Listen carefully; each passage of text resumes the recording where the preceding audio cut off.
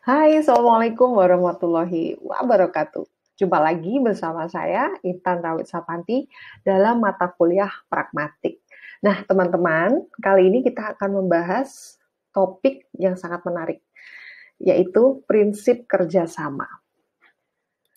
Nah, dalam mata kuliah ini, dalam pertemuan ini, kita akan membahas lebih lanjut tentang apa sih prinsip kerjasama itu, definisi pengantarnya.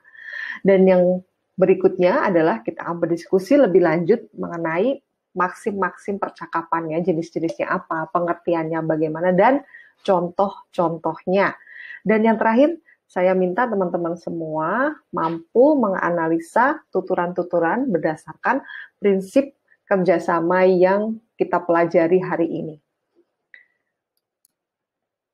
Baik, sebelum kita ke prinsip kerjasama, kita perlu memahami dulu ini tentang aktivitas berbahasa.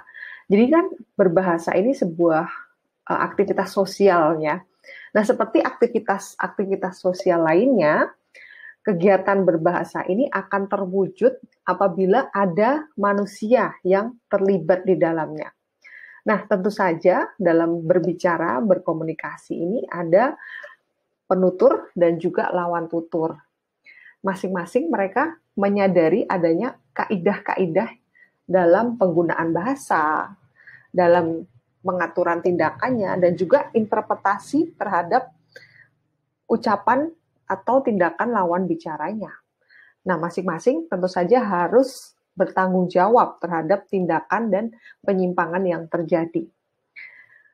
Berikutnya, dalam komunikasi yang wajar, seorang penutur itu kan mengartikulasikan sebuah mengkomunikasikan sesuatu kepada lawan ya.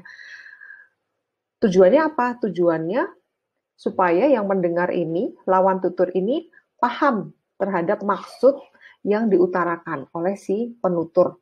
Nah, bagaimana caranya supaya lawan tutur ini yang mendengar bisa paham? Tentu saja penutur harus melakukan tuturannya itu yang pertama, ujarannya itu harus relevan ya dengan konteks. Yang kedua jelas dan mudah dipahami. Ketiga, padat dan ringkas. Dan juga straightforward, jadi langsung pada pokok persoalan.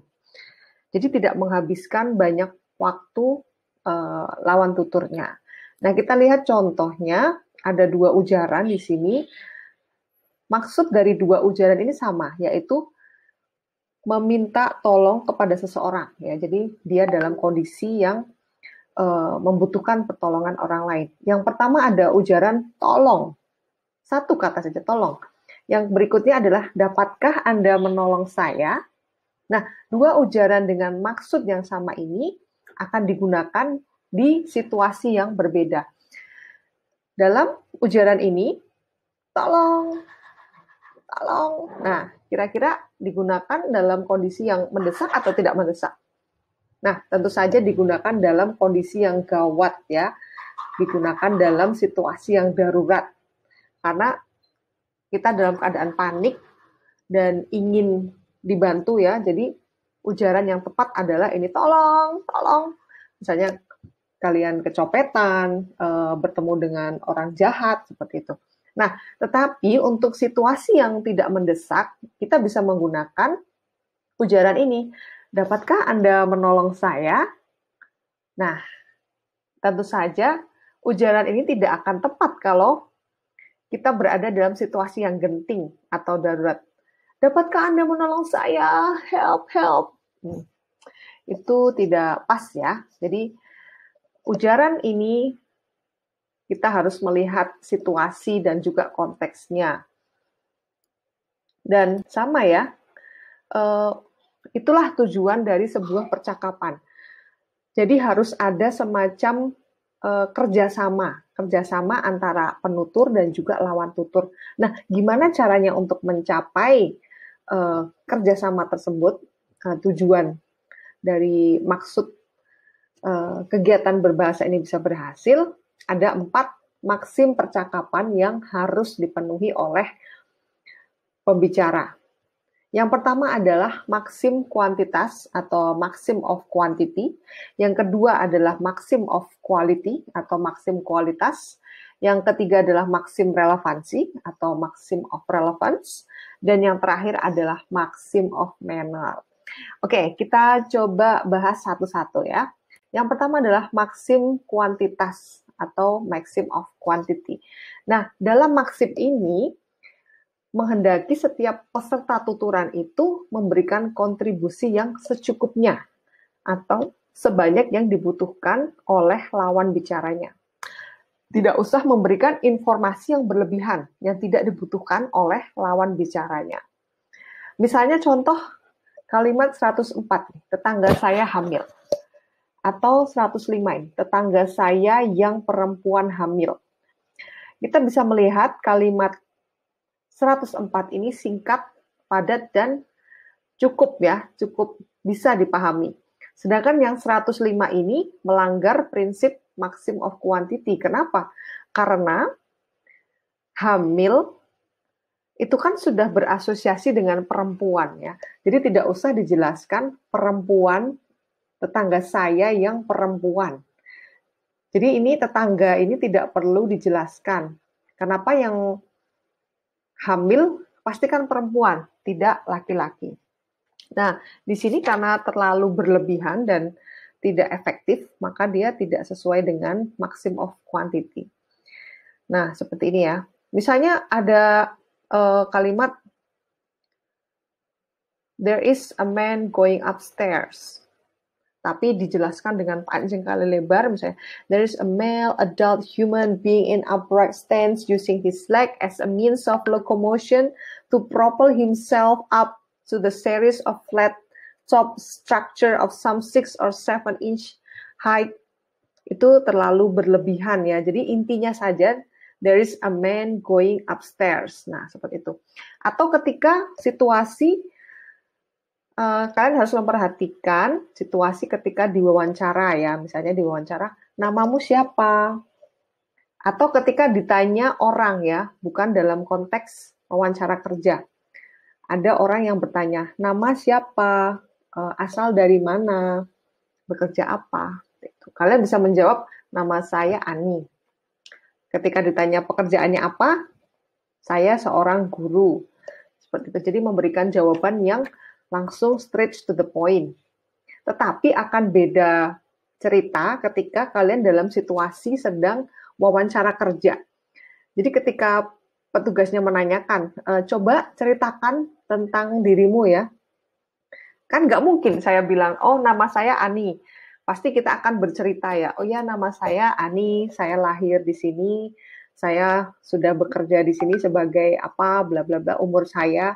Jadi kita akan memberikan informasi yang lebih karena itu dibutuhkan oleh lawan tuturnya ya, karena konteksnya melihat sedang melamar pekerjaan. Nah, ini adalah maxim of kuantitas.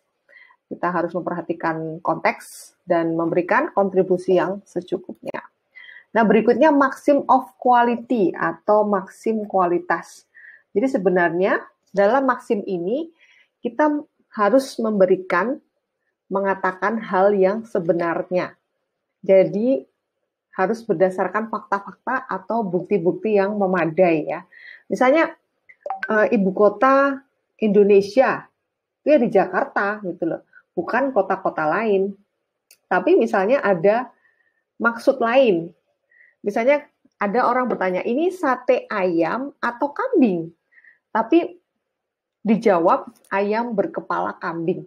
Nah, ini kan tidak menjawab pertanyaannya, tidak sesuai dengan maxim of quality, karena tidak mengatakan hal yang sebenarnya. Tetapi karena ingin lucu, ingin mendapatkan efek lucu, makanya ini diperbolehkan. Itu. Nah, berikutnya maxim of relevance ya, maxim relevansi. Nah, di sini maxim ini mengharuskan setiap peserta itu memberikan kontribusi yang relevan, yang nyambung gitu dengan masalah pembicaraan. Nah, tapi relevansi ini tidak selalu ada di dalam kalimatnya ya. Misalnya contohnya kalimat 15 ini. Ani, ada telepon untuk kamu. Dijawab Ani, saya lagi di belakang, Bu. Nah, seperti itu kan. Jadi, apa ya, sebenarnya paham ya, paham Ani itu dibilang ada telepon. Tapi dijawab, saya lagi di belakang, Bu. What does it mean? Apa artinya? Artinya saya tidak bisa, Ani tidak bisa mengangkat telepon karena sedang di belakang. Nah, meskipun ini tidak dijawab secara langsung, tapi sudah memenuhi relevansi dari kalimat ini. Misalnya pukul berapa sekarang? Oh, tukang koran baru lewat. Nah, ini kan dua orang ini paham ya, tukang koran itu lewat pukul berapa. Jadi tidak harus secara eksplisit, tapi bisa secara implisit dalam makna ujarannya bisa dikatakan memenuhi maksim of relevansi ini. Dan yang terakhir adalah maksim pelaksanaan. Jadi di sini peserta tutur yang berbicara dan yang mendengarkan itu diharuskan berbicara secara langsung ya, straight forward, tidak kabur, tidak paksa atau tidak ambigu dan tidak berlebih-lebihan. Dan juga harus dijelaskan secara runtut ya. Nah, contohnya misalnya seperti ini. Ada satu keluarga, ada anak kecil, ada ayah dan ibu. Terus ibunya kemudian mengajak, let's stop and get something to eat. Okay, but not McDonald's. Kenapa dia mengucapkan mengeja McDonald's seperti ini? Karena ada anak kecil yang mendengar. Jadi ketika ibunya mengucapkan dieja MCD, anak kecil tidak akan paham gitu loh. Nah, ini langsung ya, straight to forward, tidak berlebih-lebihan dan tidak ambigu. Maksudnya apa? Maksudnya anything, makan apa aja boleh selain McDonald's, seperti itu ya. Jadi ada 4 maksim yang kita pelajari hari ini. Yang pertama adalah maksim quality ya. Kemudian maksim of quantity. Berikutnya adalah maksim relevansi, dan yang terakhir adalah maksim pelaksanaan. Dan ini Grace membuat analogi yang membuat kita itu lebih mudah untuk membantu memahami kategori-kategori maksim percakapannya. Nah, kalau pertama maksim kuantitas, seperti ini kira-kira ya. Jika saya membantu Anda memperbaiki mobil, saya mengharap kontribusi Anda tidak lebih atau tidak kurang dari apa yang saya butuhkan. Misalnya, saya membutuhkan 4 obeng. Saya tidak mengharap Anda memberikan 6 atau kurang, misalnya 2. Jadi, saya butuh 4. Please give me 4. Enough.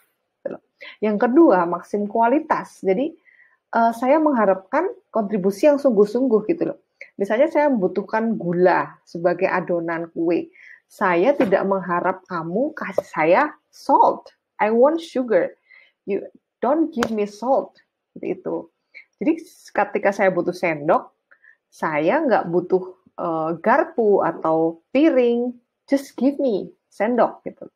Dan yang ketiga, maksim relevansi. Jadi maksim relevansi di sini mengharapkan kontribusi yang sesuai, teman kerja yang sesuai yang dibutuhkan dalam setiap tahapan transaksi. Misalnya saya mencampur bahan-bahan adonan kue ya. Saya tidak mengharap diberi buku yang bagus atau bahkan kain oven walaupun benda yang terakhir ini saya butuhkan pada tahap berikutnya ya. Jadi disesuaikan dengan tahapan yang pada waktu itu. Nah, terakhir adalah maksim of manner atau cara. Jadi saya mengharapkan teman kerja saya itu memahami kontribusi yang harus dilakukannya dan dilaksanakan secara rasional. Oke, teman-teman, itu penjelasan tentang maksim percakapan kali ini yang sebagai salah satu syarat prinsip kerjasama. Jadi yang akan mendukung sebuah percakapan itu berhasil, seperti itu. Oke, jika ada pertanyaan bisa disampaikan dalam forum. Terima kasih atas perhatiannya. Assalamualaikum warahmatullahi wabarakatuh.